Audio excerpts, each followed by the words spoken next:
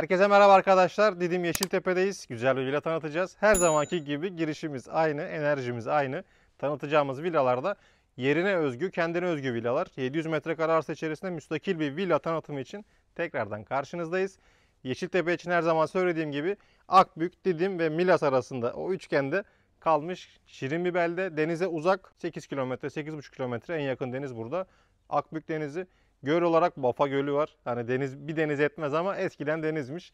Bafa Gölü'ne birazcık yakınız. 2-2,5 kilometre mesafede. Kendine özgü sessizliğin, sakinliğin ve doğanın ağırlıklı olduğu 700 metrekare parseller içine inşa edilmiş villaların olduğu özellikle böyle kafa dinlemeyi seven insanlar için ideal bir bölge. Giriş alanındayız şu anda. Gördüğünüz gibi şirin bir villa arkadaşlar. Kullanışlı bir villa. İçine de şimdi gireceğiz. Otopark bölümündeyiz. Otoparkta zeminler taş. Zeminler taş arkadaşlar. Duvarlar taş. Bir şirin güzel kapımız var. Havuz var, bahçe var. Birazcık bakım istiyor sadece. Üzerine çok düşülmemiş. Bir küçük bakım onarım, yani bir günlük temizlikle fazla büyüyen otlar yerinden çıkartılabilir. Burada şu gördüğünüz emsal gibi bir kameraya bölüm. Direkt onu göstermek istedim çünkü.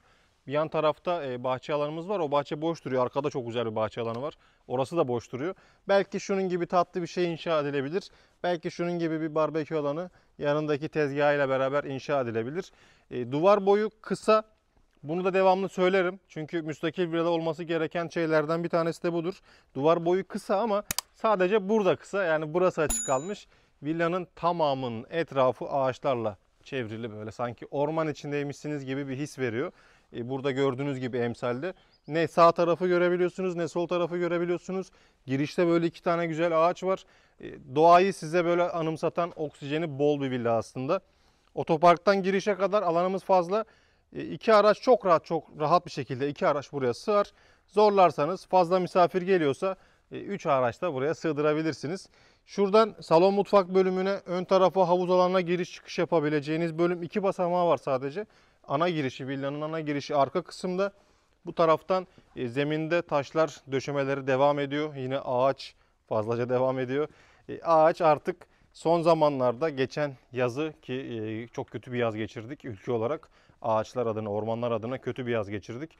Burada en azından onları unutabileceğiniz, size oksijeni fazla veren yeşil alanı görebileceğiniz ağaçlar her tarafı döşemiş.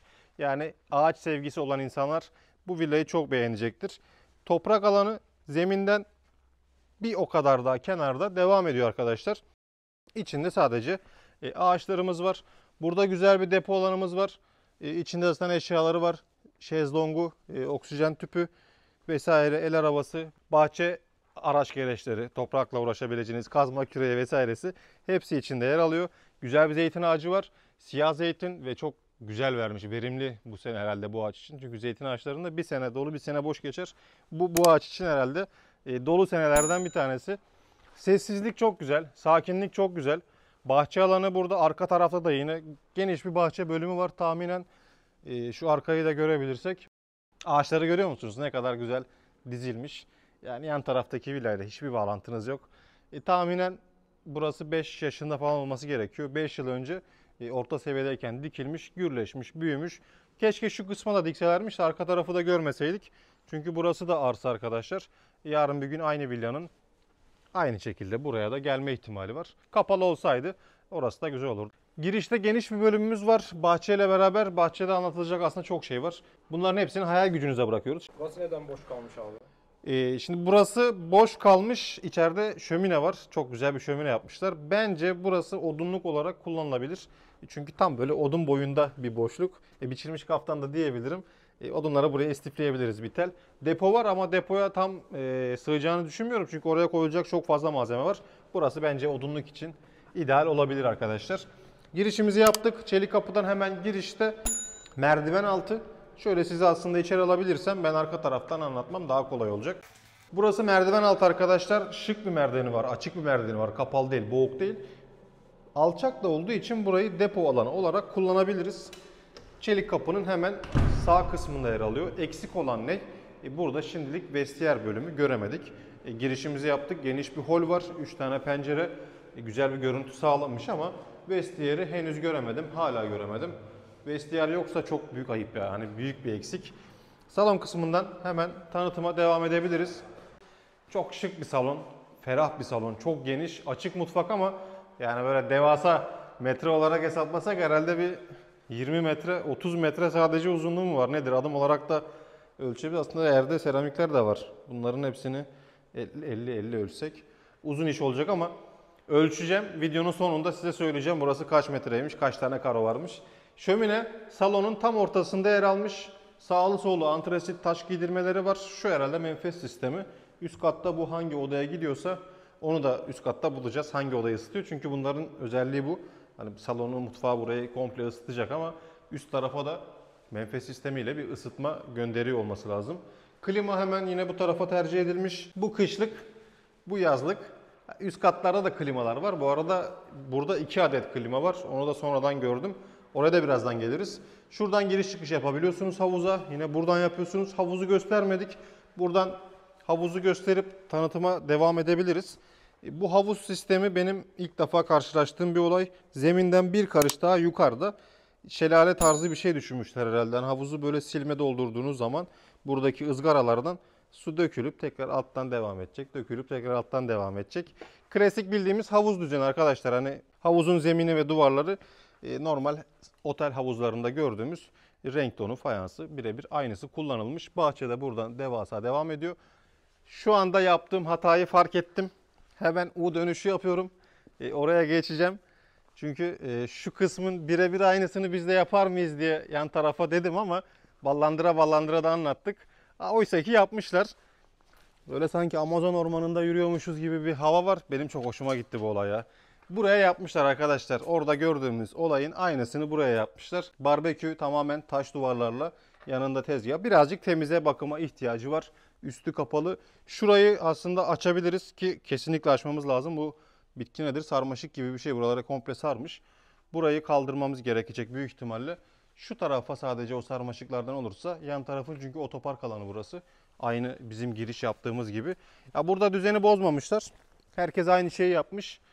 Ama ilk girişte onu kaçırdığıma bir tık üzüldüm ya. Hani o kadar anlattık ya, keşke aynısını yapsak diye. Gizlenmiş abi ondan. Gizlenmiş, valla saklamışlar ya oraya. Güzel gizlenmiş ama kamuflajını güzel olmuş. Girince görmüyorsun. Duş bölümü var arkadaşlar. Karşıda havuzun hemen baş tarafında büyük bir havuz, geniş bir havuz. Salonun ön tarafına kadar gelmiş. Alüminyum basamakları bulunuyor. Buradan çıkabiliyorsunuz. Aydınlatmaları var. Şurada güzel devasa bir tek şerit sütunu bulunuyor. Altında spot aydınlatmaları var. Salondan direkt böyle havuza adım atıp çıkabiliyorsunuz. Kenarlarında güneşlenme alanları da var. Kullanım açısından görsel olarak baktığımızda gayet güzel bir bahçe alanı, devasa bir bahçe alanı. Uzun bir havuz. Denize ihtiyaç duymayacaksın. Çünkü buradan atlayıp sabah spor amaçlı eğer yüzeceksen bunu da karşılayacak güzel bir havuz. Kamera sistemleri bulunuyor. Salondan kaldığımız yerden verdiğimiz moladan sonra devam edelim. Girişin hemen sol kısmı salon bölümü, sağ kısmı mutfak bölümü. Mutfak tezgahı ve dolapları da kapının hemen sağ tarafından başlıyor. Sadece bu kesinlikle olmalı ama çok bir maliyet değil. Şuradan bir separatör çiziyoruz. Yarıya kadar geldiği takdirde halledebilirseniz mutfakla salonu birbirinden ayırabiliyoruz. Sadece şurada 3 karo yani 1,5 metrelik eninde bir giriş bölümü kalıyor. Şu dolap ekstra olmuş gibi görüyorum. Çünkü standartta yani buzdolabı mutfağın bittiği son yer. Burada bitip burayı ekstra koymuşlar. Herhalde bu dolapların yetmeyeceği düşünülmüş ki bence yetmeyecektir. Mutfakta çok eşyası olanlar için. Dolapların içinde gösterebiliriz. Geniş bir hazneye sahip.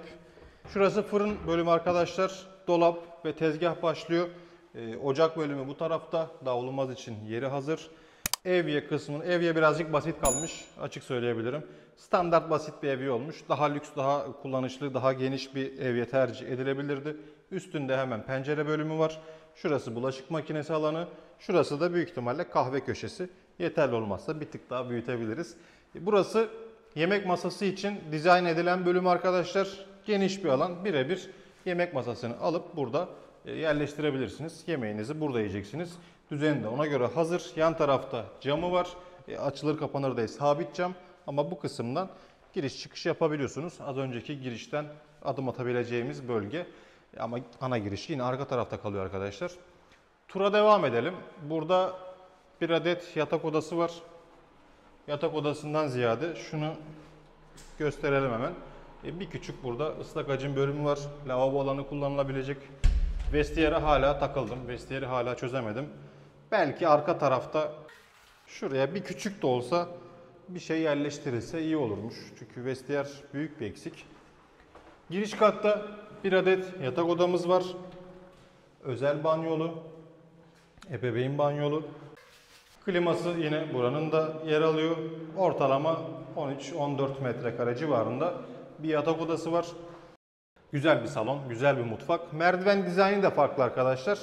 Her zaman standartta ben aşağıdan geliyorum. Görüntü yukarıda oluyor. Bu sefer ben önden çıkmayı tercih ettim. Çünkü şu merdiven boşluğundaki ferahlık benim hoşuma gitti.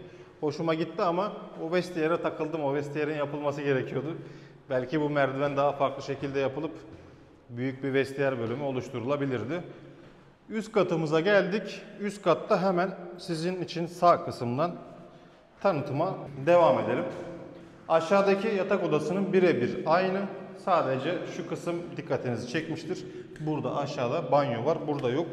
Bu alan büyük ihtimalle sağ taraftaki yatak odasına verilmiş olabilir ya da evet ortak banyo için burası dizayn edilmiş. Ortak bir banyomuz var. İçinde jacuzzi'si var. Üçüncü yatak odamız 1, 2, 3. 3 yatak odası. Karıştırmayalım arkadaşlar. 5+1. 5+1, 3 yatak odası, ebeveyn banyolu. Banyo standart, artık bu gördüğümüz herhalde 1, 2, 3. banyo. Hepsine tek tek girmeyeceğim.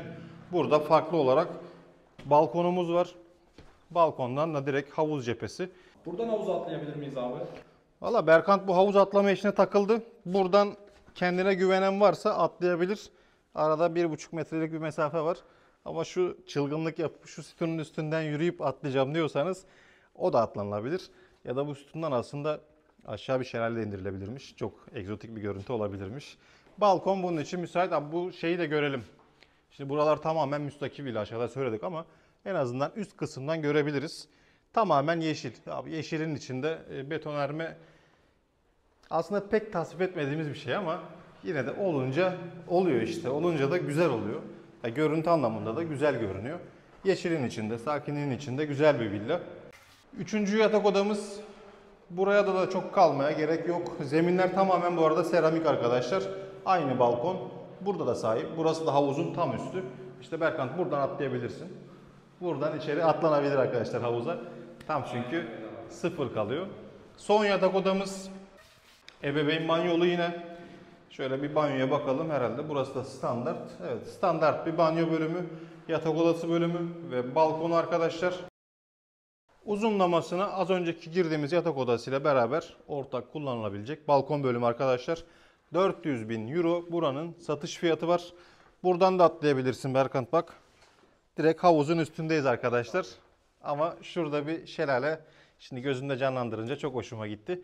Güzel bir villa gezdik. Yeşiltepe'den herkese selamlar, saygılar arkadaşlar. Bir sonraki tanıtımda, bir sonraki videoda görüşürüz. Şimdilik kendinize iyi bakın. Hoşça kalın.